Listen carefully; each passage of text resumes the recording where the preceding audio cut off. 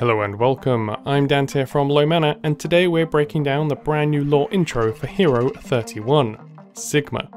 Unlike the previous lore introductions, it's crammed full of hidden messages, giving us plenty of lore to wade through, several theories, and giving us a sneak peek into their personality. Right away, we've got a few details that we already know about Sigma, from leaks and at this point his lore intro on the main site, such as being part of Talon, being Dutch, and being the next barrier tank to enter Overwatch. As of writing, Sigma is on the PTR, so you should all be familiar with how he plays at least on a basic level. So I can drop all the speculation and get straight to the good stuff. As with any good story, the trailer is broken into 3 parts, forming the beginning, middle, and end. So I'm going to attempt to stick to this layout, starting with his origin, led by the music of Eric Saitz, Nosian No. 1.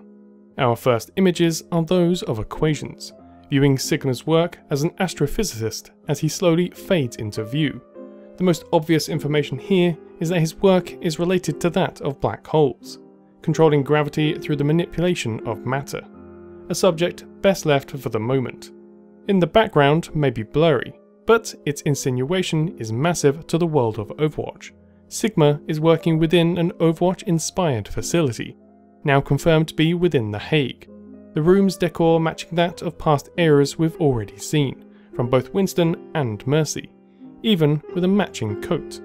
This piece of information fits a rather large hole that has sat within Overwatch's past, and plays a much larger role than any of the leaks could have suggested.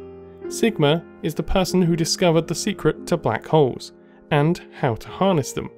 Take a look at the world of Overwatch, how the world functions, its cars, omnics, and even subtle details such as chairs. They all function with the ability to defy gravity, to float effortlessly. All of this could have been possible because of Sigma. This alone is an impressive impact for one person or their team to have, but his research goes much deeper than that.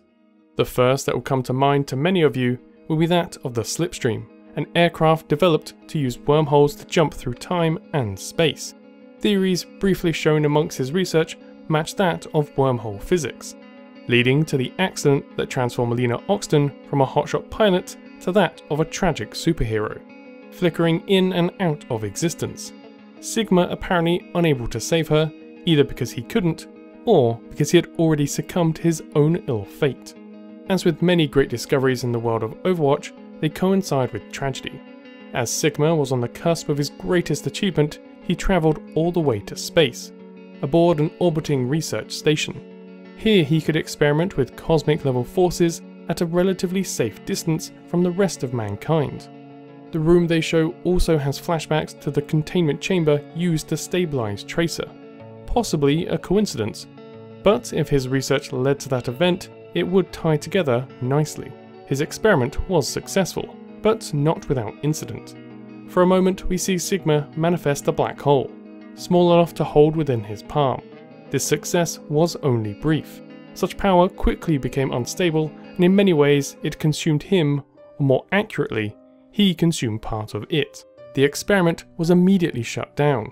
A rescue team brought him back down to Earth to seek medical treatment, but the damage was immediate. Physically he had survived, but the psychological trauma had torn him asunder, fracturing his thoughts.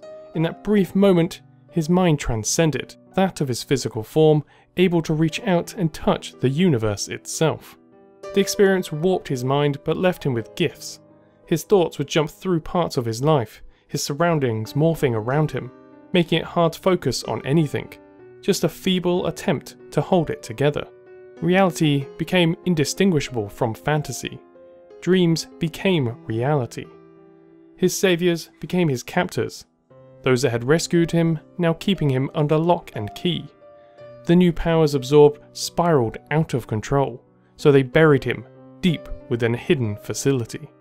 Fortunately for Sigma, or perhaps not, Talon heard of his discoveries, of an incident and the location of this mysterious individual. Sensing an opportunity and an all-new weapon, Talon sprung Sigma from prison. After years within a cell, he had struggled to keep the fragments together, but had finally learnt to control his newfound powers. Though we can't see this play out directly, The gunshots from all key Talon members can be heard during the breakout sequence.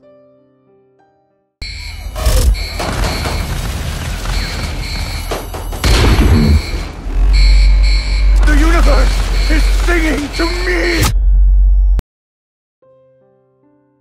What's also interesting about these scenes is what's attached to him. A device is attached to his head, presumably to monitor his cognitive activity and the strange new powers he has exhibited alongside rabid descent in psychosis. Now it is entirely possible that these are just that, monitors, but we know that Talon uses him as a weapon. He doesn't intentionally do anything, at least when it comes to supporting Talon's goals. These connectors stay as his final form amongst Talon is revealed, giving them much more significance. I think that these are actually one way in which Talon are able to manipulate him. Sigma does talk about illusions, with several sneaky bits hidden in plain sight that I'll get to in a second.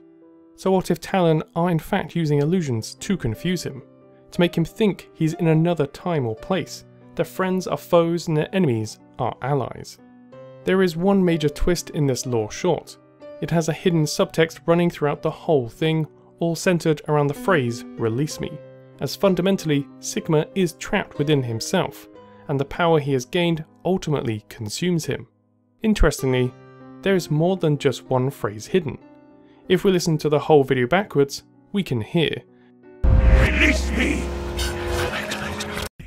Hold it together. That's it! No!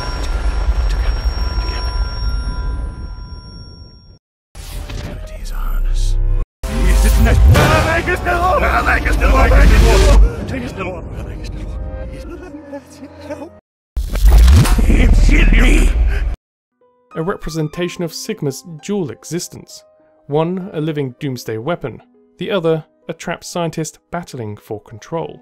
In addition to this, we have some rather major implications from this technology. One of the first to jump out to me is that we've actually seen all of this tech before, in the possession of Volskaya. Xayah is famous for her black holes, that resembles Sigma's technology almost exactly, but there is one key detail, a mystery finally with an answer. Who did Volskaya buy this technology from, and who was this mysterious Omnic that sold it? Previously suspected to be the work of the Omnic Revolution, but this is the work of Talon, and this image discovered by Sombra shows a rather familiar shape, a hypersphere. The next question is why, and this is one that's been brewing since before Overwatch even launched. We know Talon seek to manufacture a new crisis, with Sigma playing his role as a pawn. The other theory I have is a bit more out there, and driven almost purely from my own need to know what exactly happened to the headquarters of Overwatch. If we rewatch the final sequence as Sigma shatters the illusion and reveals his true form, you'll notice rubble held up around him. Now it's likely that this is more a representation of his newly mastered control over gravity, or perhaps this was the work of Talon using his skill set to finish their greatest enemy, Overwatch. One of the longest known facts about Overwatch is that they were ended by a mysterious explosion at their headquarters, a final play from Talon to put them down. After decades of sowing mistrust and public disdain for Overwatch, they could use their newly acquired weapon to dismantle the HQ, bring down its command, and eliminate their main opposition, breaking up the previously powerful network and ushering in a new era. Thanks for watching this video. I'm working on an upcoming Lorewatch next, and let me know your opinions of Sigma, especially any theories you might have for him. If you enjoyed this video, be sure to leave a like, use the bell to be notified of future videos, and subscribe to support the channel. Until next time, I've been Dante, thanks for watching.